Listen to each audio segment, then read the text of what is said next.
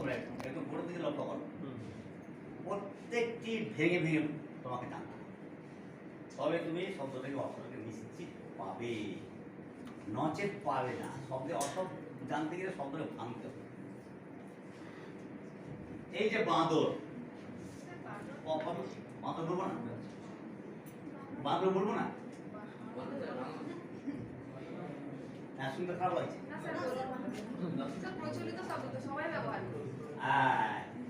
আমার আমার আমার যে কথাগুলো আমি আবার পরিষ্কার করে বুঝিয়ে দিই। আমার কথাগুলো কেমন কথা, এই কথাগুলো বলার মতো আজ পর্যন্ত বই কেউ লেখেনি। বাজারে এরকম কথা আশ্রিত কোনো বই নেই।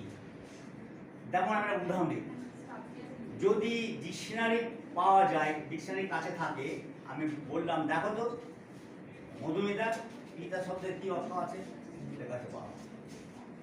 পিতায় মধুমিতা বললো দেখো মধুমিতা পিতা শব্দ কোথা থেকে এসেছে, পিতা কেন পিতা,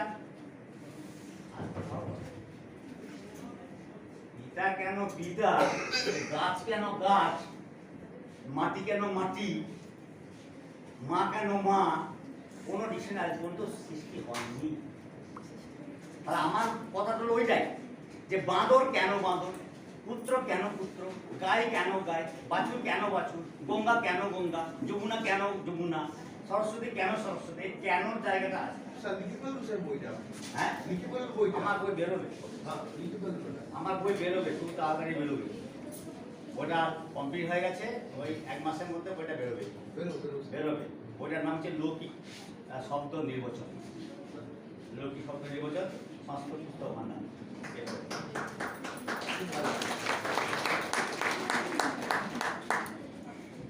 আমার মনে হয়েছিল যে সত্যি সত্যি এরকম ধরনের কোনো বই বাজারে নেই, তাহলে একটা লিখি। সেখানে আমি তো সব বলতে পারি, আমার যেগুলো মনে এসেছে এগুলো আমি লিখে লিখে বলে লিখেছি। এই যে যেমন ধরো বাঁদর,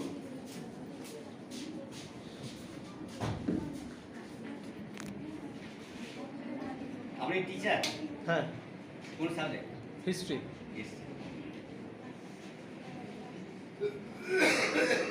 হিস্ট্রির বাংলা কি? ইতিহাস। ইতিহাস। ইতিহাস। ইতিহাস। ইতিহাস।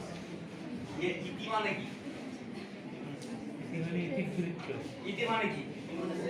না ঘটনা না। তাহলে প্রত্যেকটা শব্দের অর্থ তোমাকে বের করতে হবে। এই বিজ্ঞান মানে কি, ভূগোল মানে কি, সবারই মানে আছে।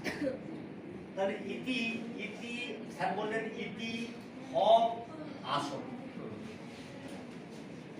ইতি মানে হচ্ছে আমরা যখন চিঠিপত্র লিখি সব কন্টেন্ট দেওয়া হলো, ইতি তোমার আপনার মানে ইতি মানে এইরকমটা তোমাকে বললাম, এর ইতি মানে এরকম, এমনটাই। ইতি মানে এমনটাই, ইতি মানে এমনটাই তোমাকে বললাম, ইতি।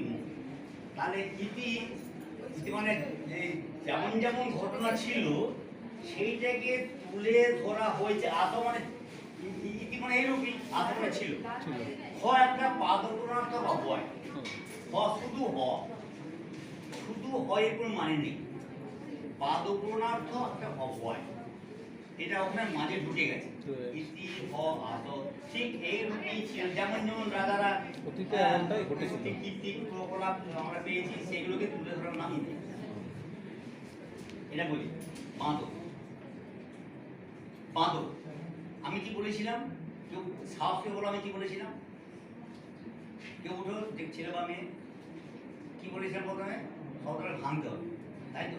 এটা ভাঙলে কি পাবো বলো, ভাঙলে কি পাবে? ভাঙলে কি পাবো? সাহস করে বলতে হবে তো।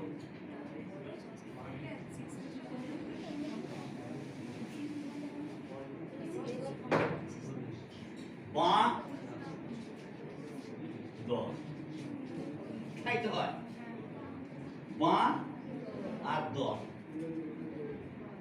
বাঁ মানে কি? বাঁ মানে বাম হাত, ওই বাঁ হাত।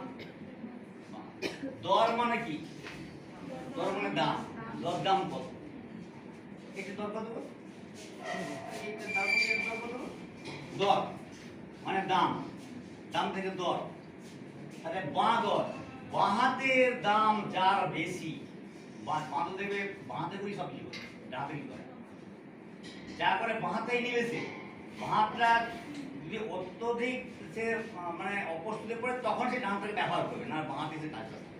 তাহলে বাঁ হাতে দিয়ে যে যা মানে কাজ করে, বাঁ দর যে মূল্য দেয়, আমরা কেউ দেয় কি? দিই। সবুজ আছি, বাঁ হাত ডান সব সমান। মাত্র হয়ে গেল 1 2 ব্যাট, ব্যাট, ব্যাট, বল, ব্যাট, ব্যাট মানে যে হাঁ হয়, তুমি কি বলতে যাও? হাঁ, হাঁ কি দেবে? তাহলে ব্যাট মানে মুখটা অনেক বড় হয়, আর দর মানে ভয় দেখা। তা মুখটাকে ব্যাদান করে, ব্যাদান ব্যাদান ব্যাদান করে যে ভয় দেখায় তার নাম বলে। মাথা হয়ে গেল। এরা হচ্ছে কিন্তু স্যার এটা তো আগে তো বান্দর এটা ছিল। ছিল মূল শব্দ বান্দর। বান্দর। বান্দর তার থেকে নাসিক্য ভবন হয়ে পড়ে এটা সব বানর হয়েছে, বান্দর হয়েছে। ঠিক, একদম ঠিক কথা। তাই তো, কারণ নাসিক্য ভবন বলছে যে যুক্ত ব্যঞ্জন একক বচনে পরিণত হয়, আর যেটা স্বরবর্ণ থাকে সেটা পূর্ববর্তী অনুনাসিক বা বর্ণে সমানাসিক হয়ে যায়, পূর্ববর্তী শব্দ। তাহলে মূল শব্দ বান্দর, বান্দর, তার থেকে বাঁদর, তার থেকে বানর, তারপরে বাঁদর। হ্যাঁ। আমার এটা ছিল কি বাঁদর ছিল, বাঁদর। শব্দটা ছিল বাঁদর। কিন্তু তাহলে স্যার ব্যাখ্যা করতে বাঁদর শব্দ বলতে যেমন পুত্র, যেমন পুত্র, এই পুত্র, পুত্র আর পো, পুত্র আর পো। পুত্র মানে হচ্ছে ছেলে সন, আর পো মানে ছেলে সন। এই যে বান্দর, বান্দর একবার রবি ঠাকুর, রবি ঠাকুর তার বৌমাকে ডাকছে, বলছে বৌমা একবার এসো তো, বাঁদরটা জ্বালাচ্ছে। বৌমা এসে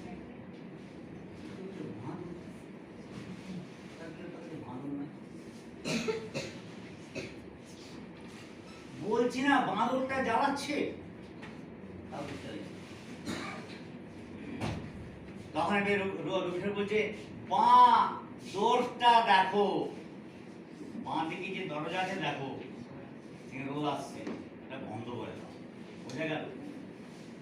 তারপরে যেদিকে নিয়ে যাবো শব্দটাকে এখন অনেক কথা মানে পো পো পো পো মানে পোয়া, যেদিকে নিয়ে যাবো সেদিকে সেভাবে তাকে অ্যাডজাস্ট করতে হবে।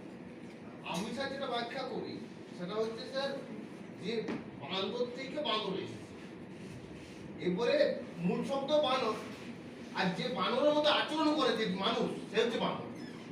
এটা আমার ব্যাখ্যা স্যার, আমি জানি না ঠিক করবে বই করবে।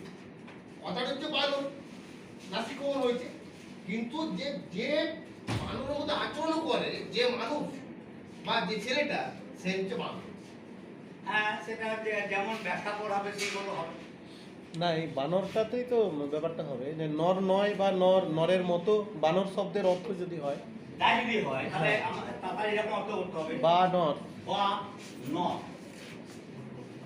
তাহলে বা আর নর, হুম, বা আর নর, এই নর নর মানে মানুষ। মানুষ।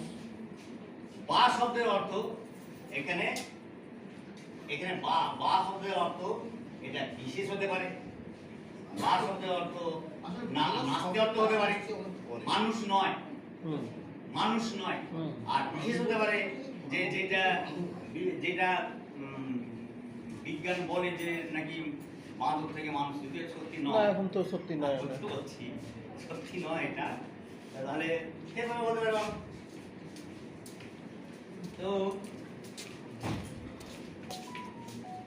মানে বা শব্দের মধ্যেই কিন্তু ওই শব্দটি এটা আছে, মানে নয়। শব্দ কি ন?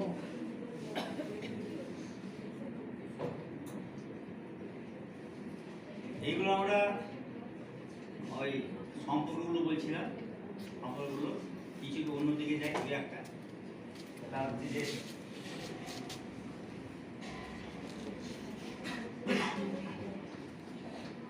বাছুর, বাছুর বলি,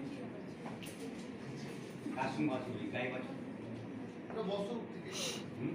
বছর হুম।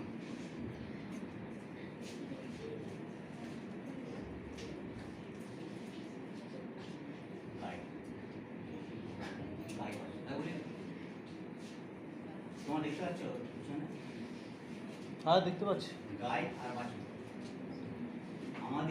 আমাদেরকে শব্দটা কোথা থেকে উৎপত্তি জানতে হবে। গাই এটা কি ছিল প্রথমে? গাভী।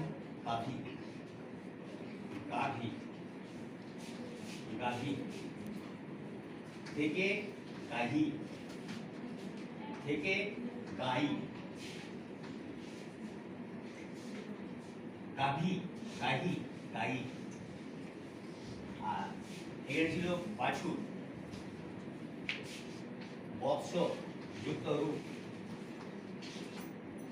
বৎস যুক্ত রূপ, বৎস রূপ। এবার এটা অ হয়ে গেছে, বৎস রূপ, বৎস রূপ।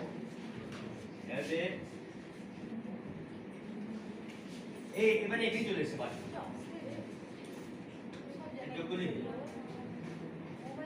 ওটা তো কোনো ওটা চলে গেছে। সংস্কৃত পালি বা প্রাকৃত করে প্রাকৃতিকের মাধ্যমে আসতেই হবে, প্রাকৃত ছাড়া আমাদের স্যার শব্দ ভান্ডারে যে শব্দগুলো আছে তার থেকে সবথেকে হচ্ছে বাংলা শব্দ ভান্ডার সমৃদ্ধ হয়েছে তদ্ভব শব্দ দ্বারা, এবং তদ্ভব শব্দ যেগুলোই হয়েছে সেগুলো স্যার সংস্কৃত পালি বা প্রাকৃত তারপর স্যার বাংলা। কিন্তু কিন্তু আমি এর সঙ্গে একটা প্রাসঙ্গিক কথা বলি।